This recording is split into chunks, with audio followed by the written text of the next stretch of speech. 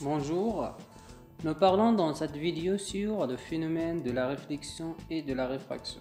Tout d'abord, je commence par la réflexion de la lumière. En physique, on définit la réflexion comme un changement de la direction de la lumière.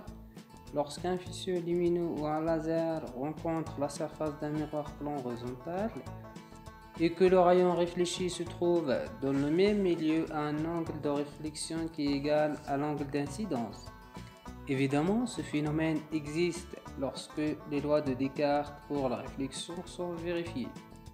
Commençons par la première loi qui dit le rayon incident et le rayon réfléchi se trouvent dans le même plan. Pour la deuxième loi, l'angle d'incidence est égal à l'angle de réflexion.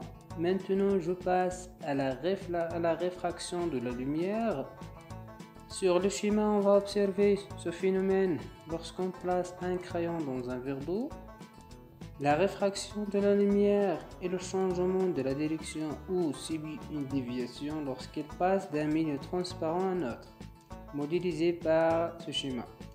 Cette déviation s'explique par un changement de vitesse de la lumière car elle varie en fonction du milieu considéré. Cette fois-ci, le rayon incident fait un angle d'incidence I1 avec la normale et le rayon réfracté s'approche de la normale avec un angle de réfraction I2 parce que le milieu 2 est plus réfringent que le milieu 1.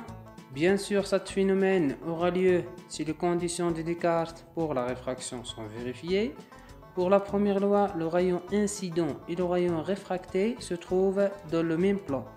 Pour la deuxième loi, l'angle d'incidence et l'angle de réfraction sont reliés par la relation suivante. N1 sinus I1 égale à N2 sinus I2.